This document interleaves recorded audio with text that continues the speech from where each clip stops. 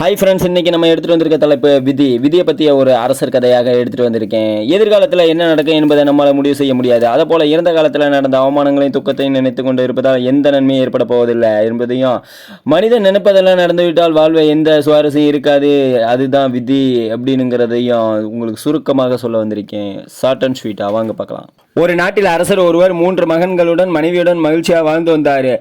மூத்த மகன் வீண் வம்புக்கோ வீர விளையாட்டுக்கோ போக மாட்டான். அவனுக்கு ரத்தம் தெரிக்கும் விளையாட்டு பிடிக்காது. அவனுக்கு பிரச்சனையும் பிடிக்காது. தான் இருக்கும் இடம் தெரியாத வண்ணம் இருந்து வந்தான். அரசரின் 2வது மகன் ரொம்ப சுறுசுறுப்பானவன். ஆண் பிள்ளையோடு விளையாட மாட்டான், பெண் பிள்ளையோடு தான் விளையாடுவான். தன் தாய் தந்தையை சொல்லியும் அவன் கேட்க மாட்டான். தன் தாய் தந்தை பலமுறை சொல்லியும் அவன் குணம் மாறவில்லை. அரசனின் 3வது மகன் குடும்பத்தனமாக இருப்பான். அரண்மனை உள்ள எல்லா பொருளும் உடைத்து கொண்டே இருப்பான். முதலில் ரசித்த அரசர் பின்பு அரசனால் பொறுத்து கொள்ள முடியவில்லை. இந்த நிலையில் பக்கத்து நாட்டு அரசர் போர் தொடுக்க போவதாக ஓலை அனுப்பி வைத்தார். அரசனின் 3வது மகன் குடும்பத்தனமாக இருப்பதால் அந்த ஓலையை பிடுங்கி கொண்டு ஓட ஆரம்பித்தான். அரசர் பக்கத்தில் இருந்த இரும்பு கம்பியை எடுத்து அவன் மண்டையில் ஓங்கி அடித்தார். அடித்த வேகத்தில் அவன் காயம் ஏற்பட்டு அந்த இடத்திலே சுருண்டு விழுந்தான். மகன் அருகில் சென்று அரசர், ஐயோ, என் முன் கோபத்தால் என் மகனை அடித்து காயப்படுத்தி விட்டேனே, சுருண்டு விழுந்து விட்டானே, அவனுக்கு என்ன ஆயிற்று என்று தெரியவில்லையோ, ஐயோ என்று கத்தி கதறினார். உடனே மருத்துவரை வள வைத்து மருத்துவம் பார்த்தார்கள். கொஞ்சம் கொஞ்சமாக குணமடைந்து இரும்பு கம்பியால் பட்ட அந்த காயத்தில் உள்ள தழும்பை மட்டும் மாற்ற முடியவில்லை. எவ்வளவோ வைத்தியம் பார்த்தும் அந்த தழும்பு மறையவில்லை.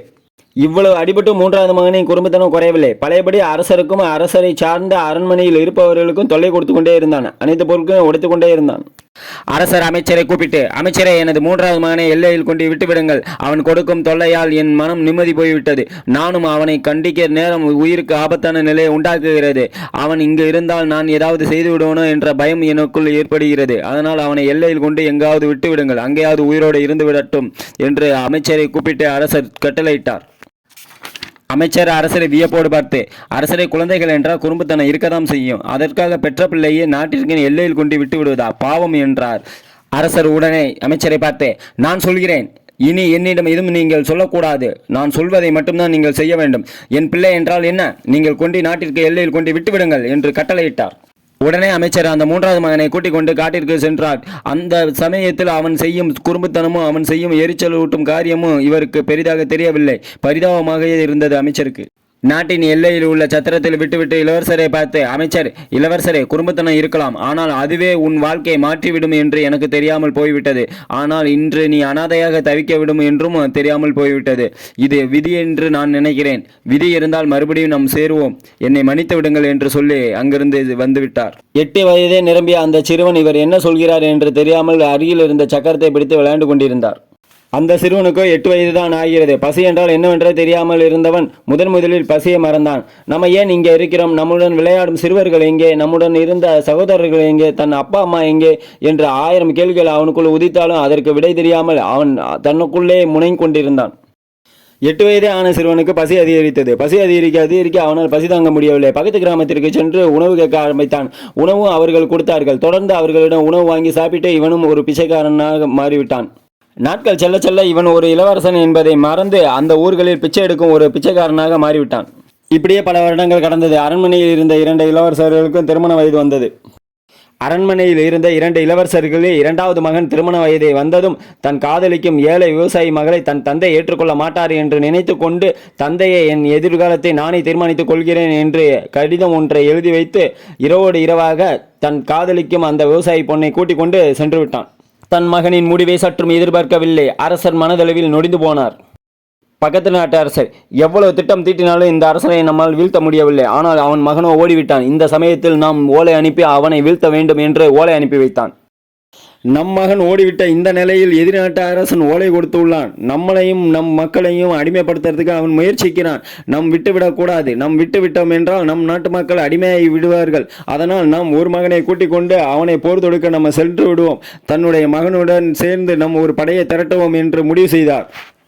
இதை கேள்விப்பட்ட முதன் மகனான வீண் வம்புக்கோ வீர விளையாட்டுக்கோ ரத்தம் பொறிக்கும் விளையாட்டுக்கோ போகாதவன், அவனுக்கு பிரச்சனையும் பிடிக்காது, தான் இருக்கும் இடம் தெரியாமல் வளர்ந்து வந்தவன், இதை கேட்டதும் தெரித்து அவன் இரவோடு இரவாக ஓடி மறந்து விட்டான்.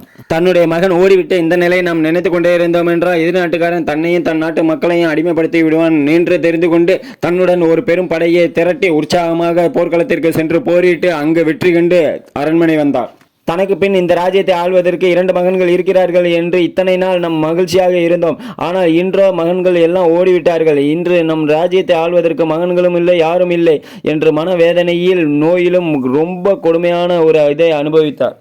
இப்படியே காலங்கள் போய்கொண்டிருந்தது. நாட்டில் மழை இல்லாமல் பஞ்சம் ஏற்பட்டது. பஞ்சத்தினால் ஒருவேளை உணவு கூட உண்ண முடியாமல் மக்கள் தவித்தனர். மக்களின் நிலையை புரிந்து கொண்ட அரசு எல்லா ஊர்களும் அன்னதான கூடங்களை திறக்க உத்தரவிட்டார். அன்னதான கூடங்களில் அளவான உணவுகளை உண்ண கட்டளையிட்டார். நாட்டில் ஏற்பட்டுள்ள பஞ்சம் காரணமாக நீங்கள் அளவான உணவுகளை உண்ணுங்கள், உயிர் வாழ மட்டும் உணவு உண்ணுங்கள் என்று கட்டளை பிறப்பிக்கப்பட்டது. மக்களும் அரசர் கோரிக்கையை ஏற்று உணவை வீண் செய்யாமல் உயிர் வாழ மட்டுமே உணவை உண்டு வந்தார்கள். அரசர் அன்னதான கூடங்களில் ஏதேனும் குறைகள் இருக்கிறதா என்று தெரிந்து கொள்ள ஒவ்வொரு ஊருக்கும் பயணம் புறப்பட்டார்.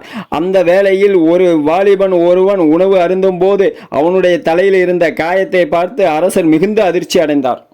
அந்த வாலிபனை பார்த்த அரசர் உடனே அருகில் சென்று, வாலிபனே, இந்த காயம் உன் தலையில் எப்படி ஏற்பட்டது என்று உனக்கு தெரியுமா என்று கேட்டார்.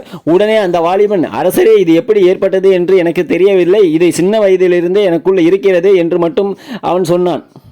அமைச்சரே, இங்கு வாருங்கள். இவன் யார் என்று தெரிகிறதா? இவன் தான் சிறு வயதில் ஊர் எல்லையில் கொண்டு விட சொன்ன மகன். இவன் தலையில் உள்ள காயத்தை நான் வைத்து தெரிந்து கொண்டேன். இவனை 2 நாள் கண்காணிப்பில் வையுங்கள். 2 நாள் கழித்து தன்னுடைய அரண்மனையில் தோட்ட வேலைக்கு ஆள் வேண்டும் என்று இவனை கூட்டி வாருங்கள் என்றார். அது மட்டுமன்றி தன் தந்தை என்று இவனுக்கு எக்காரணத்து கொண்டும் தெரியக்கூடாது. அப்படி தந்தை என்று தெரிந்தால் என் மீது அவன் மிகுந்த கோபமும் வெறுப்பும் உண்டாகும். அதனால் என்னை அவன் ஏதாவது செய்ய நினைப்பான். அதனால் இவனை தோட்டக்காரனுக்காக வேண்டும் என்று கூட்டி வாருங்கள் என்றார். சில நாட்களாகவே தன்னை யாரோ கண்காணிப்பதை போல உணர்ந்த அந்த வாலிபன் இனி இங்கு இருக்க வேண்டாம், பக்கத்து ஊருக்கு சென்று நாம் விடுவோம் என்று நினைத்தபடி அங்கிருந்து நடக்க ஆரம்பித்தான். அங்கு அவன் நடந்ததை பார்த்த அமைச்சர்கள் அவன் நடந்து போகும் பக்கம் சென்றார்கள். உடனே அவன் ஓட ஆரம்பித்தான். ஓடவும் அமைச்சர்களின் ஆட்கள் ஓடி அவனை பிடித்தார்கள். வீரர்கள் அவனை துரத்தி பிடித்து அமைச்சர் முன் நிறுத்தினார்கள். அமைச்சர் அவனிடம் கேட்டார், ஏன் எங்களை பார்த்து நீ ஓடுகிறாய் என்று கேட்டார். ஐயா, உங்கள் ஊர்களில் பஞ்சம் பசி தீர்வதற்கு அன்னதான கூடங்கள் நடத்தி வருகிறீர்கள். அந்த அன்னதான கூடங்களில் அளவான உணவு கொடுக்கிறீர்கள். அந்த அளவான உணவு எனக்கு பசியாறவில்லை. அதனால் இன்னும் வேணும் என்று திருட்டுத்தனமாக நான் உணவு அருந்தி வந்துள்ளேன். அதை நீங்கள் எப்படியோ கண்காணித்து விட்டு என்னை விரட்டி பிடித்து சிறையில் போடுகிறீர்கள் என்று பயந்து நான் ஓடி வந்தேன் என்றார். வாலிபனே, உன்னை கண்காணித்த அதற்காக இல்ல, அரண்மனை தோட்ட வேலைக்கு ஆள் வேண்டும் என்று அரசர் கூறினார். அதனால் தான் 2 நாட்கள் உன்னை கண்காணிப்பில் வைத்துள்ளோம். நீ சரியான ஆளாக தெரிகிறாய். இன்று உன்னை அரசர் முன் கூட்டி சென்று தோட்ட வேலையில் பணியமர்த்த போகிறோம். எங்களுடன் வா என்று கூறினார். இந்த வாலிபன் அரண்மனையை நோக்கி சென்றான். அரண்மனையில் காலடி எடுத்து வைத்ததும் வானம் கிடுகிடு என்று இடித்தது. மழை பொழிந்தது. வானம் கொட்டி தீர்த்தது மழையே. நாட்கள் செல்ல செல்ல கொஞ்சம் கொஞ்சமாக பஞ்சம் பசி எல்லாம் தீர்ந்து விட்டது. நாட்டில் அமைதி நிலவுவது. தோட்டக்காரனாக இந்த வாலிபன் அரசனின் உதவியாளராக பணியமர்த்தப்பட்டான்.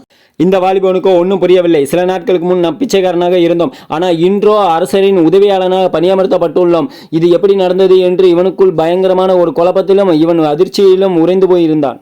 அரசனின் அனைத்து உதவியாளனாக இருக்கும் இவனிடம் நெருக்கம் உண்டாகிய அரசர் ஒரு நாள், நீதான் என் மகன் என்று உண்மையை சொல்லிவிட்டார். தன் மகனிடம் கொஞ்சம் கொஞ்சமாக நெருக்கம் உண்டான பிறகு உன்னை பெற்ற தந்தை என்பது சிறுவயதில் நீ செய்த குறும்புத்தனத்தால் உன்னை அனாதையாக விட்டுவிட்டேன் என்றும் அரசர் கூறிக்கொண்டிருக்கும் போதே அந்த வாலிபன் மிகுந்த அதிர்ச்சிக்குள்ளானான். அதனால் வரை நிம்மதியாக இருந்தவன் அந்த நிம்மதி அந்த நிமிடத்திலிருந்தே இழந்து விட்டான். அதனால் வரை இரவு நிம்மதியாக உறங்கியவன் அன்று இரவு முழுவதும் கத்த ஆரம்பித்து விட்டான். ஒரு பயங்கரமான சத்தத்தை தினசரி எழுப்ப ஆரம்பித்து விட்டான். இந்த பயங்கரமான சத்தத்திற்கு என்ன காரணம், ஏன் இவன் இப்படி கத்துகிறான் என்று அரசர் குழம்பி போய் உள்ள மருத்துவரை கூப்பிட்டு வைத்தியம் பார்த்தார்கள். ஆனால் மருத்துவர்கள் எவ்வளவு வைத்தியம் பார்த்தும் அந்த சத்தமும் நிற்கவில்லை, அந்த கத்தலும் நிற்கவில்லை. அதில் இரவில் இவன் ஏதோ கூறிக்கொண்டே கத்துவதே, அதுவும் பைத்தியக்காரன் போல் கத்துவதை அனைவரும் பார்த்து பயங்கரமாக அதிர்ச்சிக்குள்ளானார்கள். அப்பொழுது அந்த நாட்டிற்கு முக்காலத்தையும் அறிந்த முனிவர் ஒருவர் வந்திருந்தார். அவரை அறிந்த அரசர் தன் அரண்மனைக்கு வர சொல்லி தன் மகனுக்கு இப்படி ஒரு பிரச்சனை இருப்பதை தெரியப்படுத்தினார். அரசனின் மகனை பல நாட்கள் சோதித்த பிறகு அந்த முனிவர் சொன்ன பதில், தான் எதிர்பார்க்கும் எதிர்காலம் அமையாத போது, அதற்காக போட்ட திட்டம் அனைத்தும் எதிர்மறையாக அமையும் போது மனதால் ஒருவர் உண்மையான துக்கத்தை அனுபவிக்கிறார். அதனால தான் உன் மகன் இரவில் கத்துகிறான் என்றார். உதாரணமாக, நீங்கள் தன்னுடைய 2 மகன்களை வைத்து இந்த ராஜ்யத்தை ஆள ஆசைப்பட்டீர்கள். அதற்காக பல திட்டங்களை முன்னரே வகுத்திருந்தாலும் அவையெல்லாம் எதிர்மறையாக அமைந்த போது உங்களுக்குள் உள்ள ஒரு துக்கத்தை அனுபவித்தீர்கள். அதுபோலதான் இப்பொழுது அவனும் ஒரு துக்கத்தை அனுபவித்துக் கொண்டிருக்கிறான். 2வது, கடந்த காலத்தில் நடந்து முடிந்த கசப்பான எண்ணங்களையும் அவமானங்களையும் நிகழ்காலத்தில் நினைக்கும் போது உண்மையான துக்கத்தை அனுபவிக்கிறார்கள். உதாரணமாக இந்த வாலிபன் சில மாதங்களுக்கு முன்பு வரை பிச்சைக்காரனாக இருந்தான். ஆனால் தன் பிச்சைக்காரன் என்ற எண்ணம் அப்போது அவனை பெரிதாக பாதிக்கவில்லை, அன்று வருத்தப்படவும் இல்லை. ஆனால் இன்று தன் இளவரசர் என்ற எண்ணம் மனதில் வந்ததும் பிச்சைக்காரன் என்ற எண்ணம் எதிர்மறையாக மாறி இன்று உறக்கம் வராமல் இரவில் கத்தி கொண்டே இருக்கிறான், உண்மையான துக்கத்தையும் அனுபவித்துக் கொண்டிருக்கிறான் என்று கூறி முடித்ததும், முனிவரே, இதை எப்படி குணப்படுத்துவது என்று சோகத்துடன் அரசன் கேட்டான். நான் பல மாதங்கள் தங்கி சிகிச்சை அளித்து உன் மகனை நோயிலிருந்து காப்பாற்றி உன்னிடம் ஒப்படைக்கிறேன் என்று ராஜாவிடம் முனிவர் சொன்னார். அரண்மனையில் தங்கிய முனிவர் ஒவ்வொரு இரவும் அந்த வாலிபன் உறங்கிய பிறகு அவனின் ஆழ்மனதில் தான் இந்த நாட்டின் இளவரசர் என்பதை ஆழமாக பதியுமாறு சிகிச்சை அளிக்க அடுத்த சில மாதங்களில் இளவரசர் முழுமையாக குணமடைந்து நாட்டை சீரும் சிறப்புமாக ஆட்சி செய்தார். இந்த கதையிலிருந்து எதிர்காலத்தில் என்ன நடக்கும் என்பதை நம்மால் முடிவு செய்ய முடியாது. அதே போல இறந்த காலத்தில் நடந்த அவமானங்களையும் துக்கங்களையும் நினைத்து கொண்டே இருப்பதால் எந்த நன்மை ஏற்பட போவதில்லை என்பதை நீங்கள் முழுமையாக உணர்ந்து கொண்டாலே போதும். உங்கள் மனம் எப்போதும் தெளிவாக இருக்கும். மனிதன் நினைப்பதெல்லாம் நடந்துவிட்டால் வாழ்வில் எந்த சுவாரஸ்யமும் இருக்காது. ஏனென்றால் விதி வலியது என்று உணர்ந்தாவே போதும். விதிப்படிதான் இதுவும் நடக்கும் என்று உணர்ந்தாலே போதும். விதிப்படிதான் அனைத்தும் நடக்கும் என்பதை கடவுளே நமக்கு சொல்லியிருக்கிறார் என்பதற்காக எது நடந்ததோ அது நன்றாகவே நடந்தது, எது நடக்கிறதோ அது நன்றாகவே நடக்கிறது, எது நடக்க இருக்கிறதோ அதுவும் நன்றாகவே நடக்கும். உன்னுடையதை எதை இழந்தாய், எதற்காக நீ அழுகிறாய், எதை நீ கொண்டு வந்தாய் எதை நீ இழப்பதற்கு, எதை நீ படைத்திருக்கிறாய் அது வீணாவதற்கு, எதை நீ எடுத்துக்கொண்டாயோ அது இங்கிருந்தே எடுக்கப்பட்டது, எதை கொடுத்தாயோ அது இங்கேயே கொடுக்கப்பட்டது, எது இன்று உன்னுடையதோ அது நாளை மற்றொருடையது, மற்றொரு நாள் அது வேறொரு.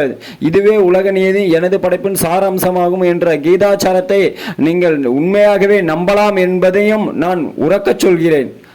விதிப்படிதான் அனைத்தும் நடக்கும் என்ற உண்மையை உங்களுக்கு உறக்கச் சொல்ல வேண்டும் என்பதற்காக உண்மையை மட்டும்தான் சொல்வோம் என்ற இந்த சேனலின் மூலமாக மருத்துவத்துறை சார்ந்த பணியில் பணியாற்றி வரும் என்னுடைய பணியை 2 நாள் ஒதுக்கி வைத்துவிட்டு உங்களுக்கு இந்த வீடியோவை போட்டுள்ளேன்.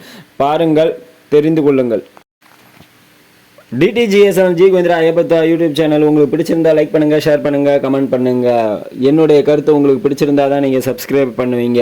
அதனால இந்த கருத்து உங்களுக்கு பிடிச்சிருக்குன்னு நான் நம்புகிறேன். தேங்க்ஸ்.